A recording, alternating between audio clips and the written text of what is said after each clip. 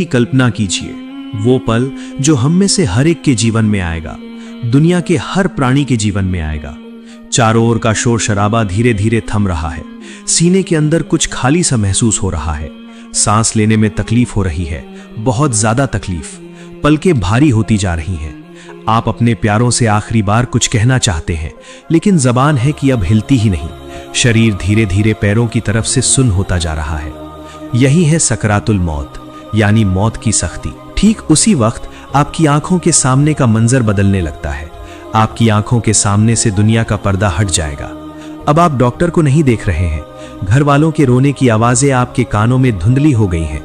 आप अब जो देख रहे हैं उसे देखने की ताकत किसी भी जीवित इंसान में नहीं है। आप देख रहे हैं कि आसमान से एक एक करके फरिश्ते नीचे उतर रहे हैं। अगर आप ईमान वाले और नेक हैं तो उनके चेहरे सूरज की तरह चमकदार होंगे, उनके हाथों में जन्नत का रेशमी कपड़ा और खुशबू होगी। और अगर आप गुनाहगार हैं तो उनके चेहरे बहुत ही अजीब कोयले की तरह काले होंगे, बहुत ही भयानक, इतने भयानक कि वैसा खौफनाक चेहरा आपने अपनी जिंदगी में कभी नहीं देखा। उनके हाथों में जहन्नम का बदबूदार टाट होगा। वे ठीक आपकी नजर की हद तक कतार बनाकर खड़े हो जाएंगे। और फिर वो आखिरी पल, तभी आपके सिरहाने आकर वो बैठेंगे जिन्हें देखकर दुनिया के बड़े बड़े बादशाह, दुनिया के निहायत ताकतवर लोग, सभी की सारी जिंदगी की हिम्मत पल भर में खत्म हो जाती है।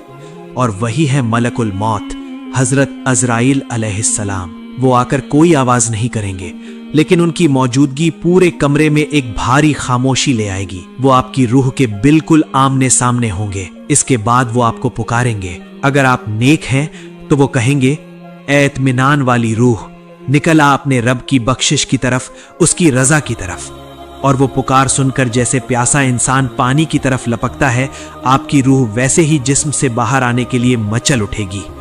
लेकिन अगर आप नाफरमान हैं तो वो बहुत सख्ती से कहेंगे, ए नापाक रूह, निकला अल्लाह के गजब और सजा की तरफ। डर के मारे आपकी रूह जिस्म के अंदर ही भागने की कोशिश करेगी, एक एक नस और रग में छुप जाना चाहेगी। इसके बाद जब मलकुल मौत हजरत अजराइल अलैहिस्सलाम आपको छुएंगे, तो अगर आप एक मोमिन यानी ईमान वाले हैं तो आपकी रूह जिस्म से उतनी ही आसानी से बाहर निकल आएगी जितनी आसानी से किसी बर्तन या मशक से पानी की एक बूंद लुढ़क जाती है। कोई तकलीफ नहीं, कोई झटका नहीं, मानो आप एक गहरी और सुकून भरी नींद में डूब रहे हों। रूह के निकलते ही कमरे में जन्नत की कस्तूरी और अंबर की खुशबू फैल जाएगी, जिसे सिर्फ फरिश्ते और आपकी वो रूह महसूस कर सकेगी। आपके इंतजार में खड़े रहमत के फरिश्ते पलक झपकने से पहले ही उस पाक रूह को जन्नत के रेशमी कपड़े में लपेट लेंगे। लेकिन अगर आप गुनहगार हैं तो आपकी रूह को खींच खांच कर ऐसे निकाला जाएगा जैसे भीगे हुए ऊन के अंदर से कांटों वाली लोहे की सलाख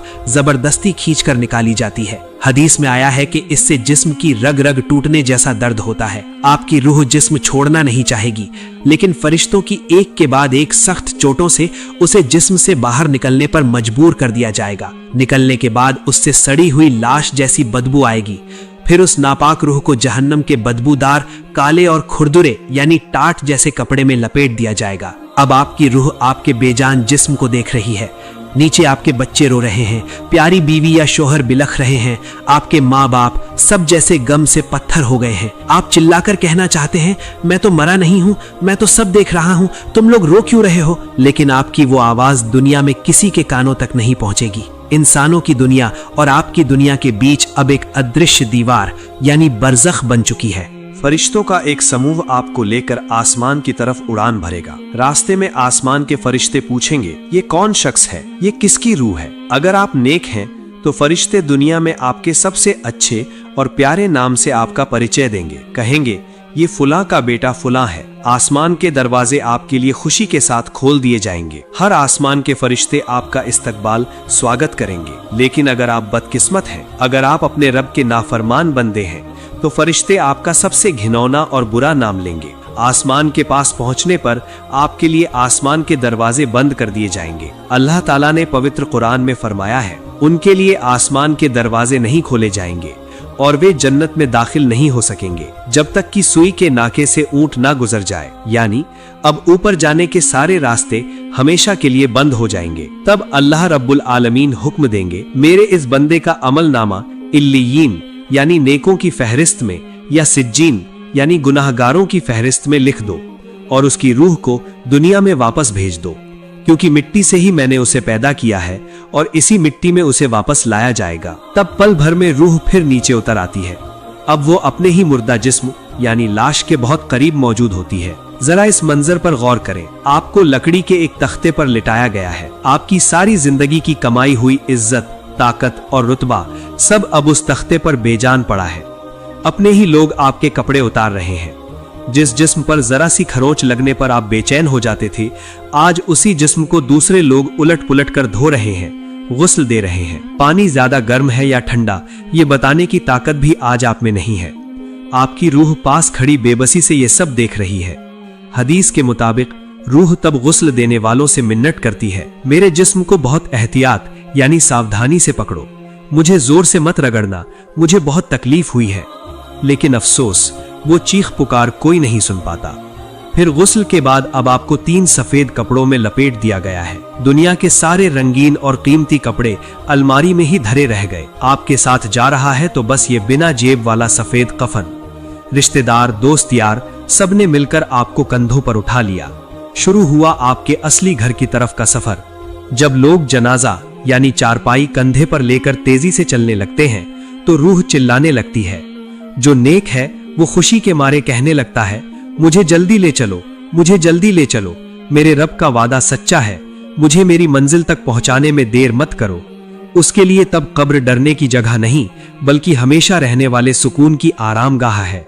लेकिन जो बदकार है वो डर के मारे थर-थर कांपने लगता है और चिल्लाकर कहता है, हाय मेरी बर्बादी, तुम लोग मुझे कहां ले जा रहे हो, मुझे उस अंधेरे गड्ढे में मत ले जाओ। उसकी ये भयानक चीख इंसान और जिन के अलावा दुनिया के सारे जानवर और परिंदे सुनते हैं। अगर इंसान ये आवाज सुन पाते तो वे डर के मारे बेहोश हो जाते। इसके बाद जनाजे के कंधे बदले जा रहे हैं, जाने पहचाने रास्ते पीछे छूटते जा रहे हैं।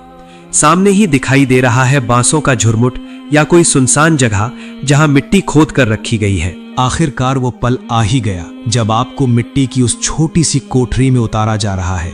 जिन्हें आप सबसे ज्यादा चाहते थे, जिनके बिना दुनिया में आपका एक पल भी नहीं गुजरता था, वही आज अपने हाथों से आपको इस अंधेरे गड्ढे में लिटा रहे हैं। वे जुबान से कह रहे हैं, बिस्मिल्लाही व अला मिल्लति रसूलिल्लाह, अल्लाह के नाम से और उसके रसूल के तरीके पर तुम्हें सौंप दिया। आपको दाएं करवट किबला रुख लिटाया गया, कफन की गिरहें खोल दी गईं। इसके बाद सिर के ऊपर बांस या लकड़ी के तख्ते रखने का काम शुरू हुआ। धीरे धीरे दुनिया की आखिरी रोशनी भी बुझती जा रही है। तख्ते लगाने के बाद मिट्टी देने का सिलसिला शुरू हुआ। मिन्हा खलकनाकुम, इसी मिट्टी से हमने तुम्हें पैदा किया। व फीहा नुईदुकुम, इसी मिट्टी में हमने तुम्हें लौटा दिया। अब आप भारी मिट्टी गिरने की आवाज सुन रहे हैं। सीने पर मिट्टी का बोझ बढ़ रहा है। लेकिन फिर एक वक्त आया जब सारी आवाजें थम गईं। आपके चारों तरफ सिर्फ अंधेरा है, ऐसा घुप अंधेरा जहां अपना हाथ भी दिखाई नहीं देता, बिल्कुल सन्नाटा। इस वक्त का हाल बयान करते हुए रसूल अल्लाह सल्लल्लाहु अलैहि वसल्लम ने फरमाया है कि मुर्दा यानी मैयत उस वक्त अपने घर वालों के वापस जाते हुए कदमों की, जूतों की आहट सुनता है। आप सुन रहे हैं, आपके वालिद, भाई, दोस्त आपको अकेला छोड़कर जा रहे हैं। जिस दुनिया के लिए आपने सारी जिंदगी इतना कुछ किया, वही दुनिया आज आपको मिट्टी के नीचे रखकर ऊपर से चलती हुई जा रही है। ठीक उसी वक्त एक अटल यानी कभी न टलने वाली घटना घटेगी। कब्र आपको दोनों तरफ से दबाएगी, भींचेगी। हदीस में आया है कि ऐसा कोई इंसान नहीं जो कब्र के इस दबाव या गले मिलने से बच सके, यहाँ तक कि मासूम बच्चे भी नहीं। लेकिन इंसान के आमाल के हिसाब से कब्र के इस दबाव में फर्क होता है। अगर आप मोमिन यानी ईमान वाले हैं तो माँ अपने बच्चे के लिए जितनी बेचैन रहती है, कब्र आपको उतने ही प्यार और ममता से गले लगाएगी। बहुत दिनों बाद परदेश से लौटे बच्चे को माँ जिस तरह सीने से लगाकर सुकून पाती है, कब्र आपको वैसे ही हल्के से दबाएगी। लेकिन अगर आप अल्लाह के नाफरमान गुनाहगार हैं तो मिट्टी दोनों तरफ से आपको इस तरह जोर से भींच लेगी कि एक तरफ की पसलियां दूसरी तरफ की पसलियों में घुस जाएंगी। आप तब बहुत जोर से चीखेंगे और फरियाद करेंगे, लेकिन मिट्टी की वो मोटी दीवार चीरकर वो चीख बाहर नहीं जाएगी। अब आप पूरी तरह अकेले हैं।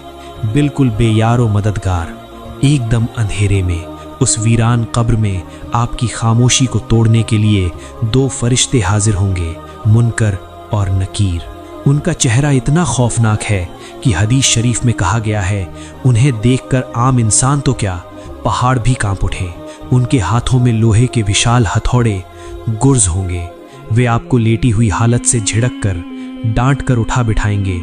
उनकी आवाज में कोई नरमी नहीं, कोई भूमिका नहीं। यहीं से शुरू होगी आपकी हमेशा की जिंदगी के पास या फेल होने का इम्तिहान। पहला प्रश्न, मन रब्बुका, तुम्हारा रब कौन है? दूसरा प्रश्न, मन दीनुका, तुम्हारा दीन या जीवन व्यवस्था क्या थी? तीसरा प्रश्न, मन हाजर रसूल, रसूल सल्लल्लाहु अलैहि वसल्लम की ओर संकेत करके कहा जाएगा, ये व्यक्ति कौन है? सुनने में बहुत सरल प्रतीत होता है ना? लेकिन कब्र की ये परीक्षा स्मरण शक्ति या मेधा की परीक्षा नहीं है, ये तो ईमान की परीक्षा है। जिसने दुनिया में रब की गुलामी की, जिसके हृदय में अल्लाह का भय था, अल्लाह ताला उस क्षण उसके अंतःकरण को, दिल को स्थिर कर देंगे। उसकी ज़ेहबा बिना किसी जड़ता के परम शांति से बोल उठेगी, रब्बी अल्लाह, मेरे रब अल्लाह हैं, दीनी अल इस्लाम, मेरा दीन इस्लाम है। और रसूल का चेहरा मुबारक देखते ही वो पहचान लेंगे, प्रेम से सराबोर होकर कहेंगे, ये तो अल्लाह के रसूल हज़रत मोहम्मद सल्लल्लाहु अलैहि वसल्लम हैं। फरिश्ते तब चकित होकर पूछेंगे, तुम्हें कैसे पता चला?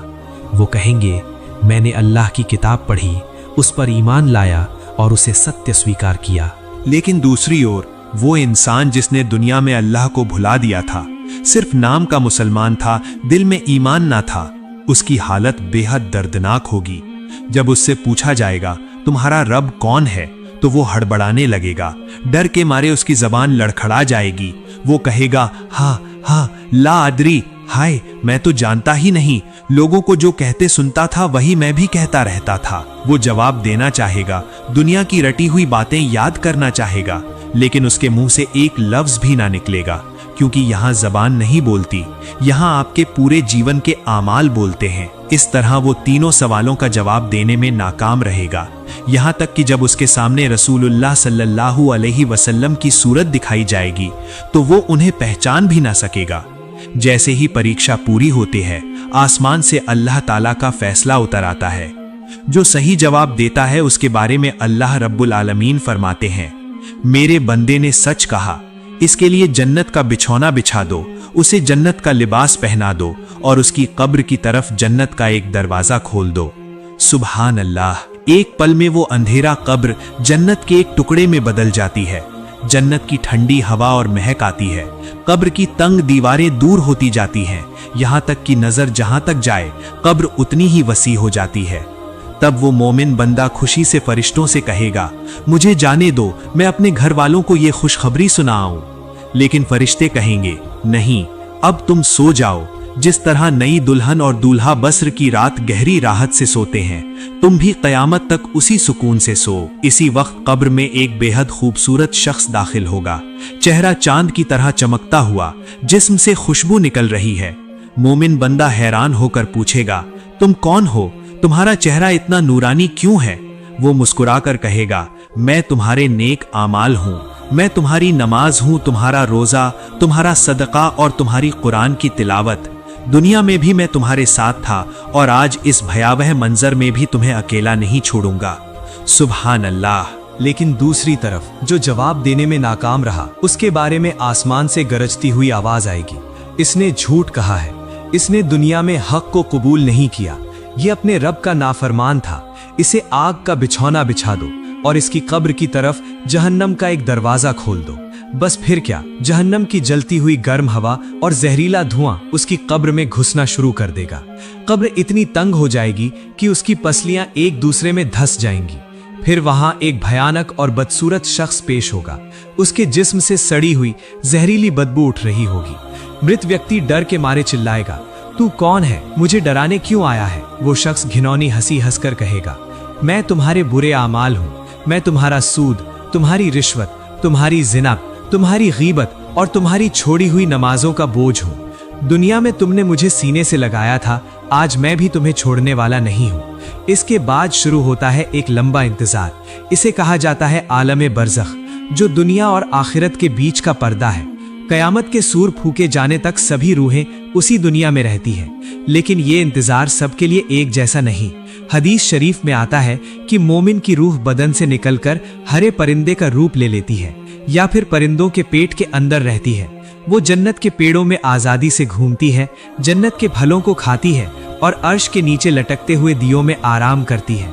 जरा सोचिए, कुछ ही वक्त पहले यही इंसान दुनिया के अस्पताल के बिस्तर पर तड़प रहा था और अब वो जन्नत के बागों में आजादी से उड़ रहा है। वहां उसकी मुलाकात उन रूहों से होती है जो उससे पहले दुनिया से जा चुकी थी।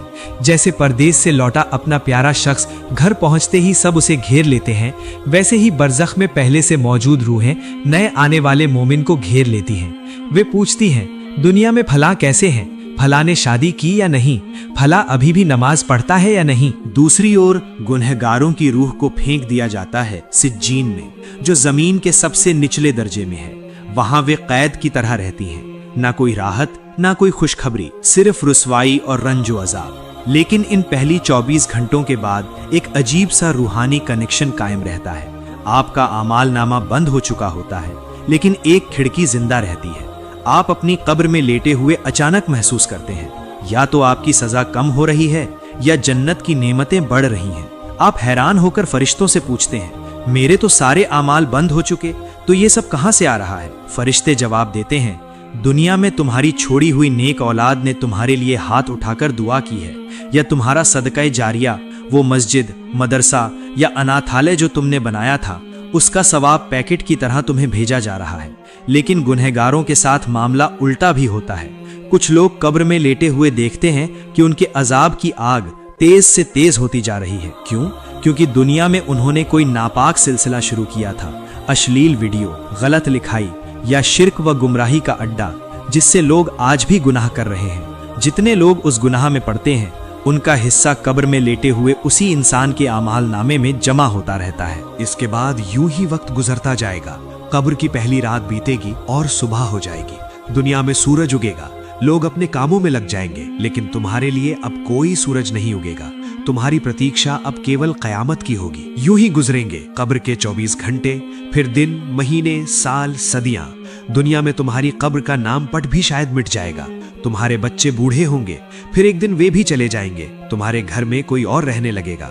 जिस दफ्तर, कारोबार या शोहरत के लिए तुमने अपने आप को घुला दिया था, वहां तुम्हारा नाम एक बार भी नहीं लिया जाएगा और तुम मिट्टी के नीचे बिल्कुल अकेले, सिर्फ अपने आमाल के साथ महाविचार यानी कयामत के इंतजार में पड़े रहोगे। मेरे अजीज दर्शक, जरा गहरी सांस लीजिए, अपनी हथेलियों की तरफ देखिए। आप अभी जिंदा हैं, आपका दिल अभी भी धड़क रहा है।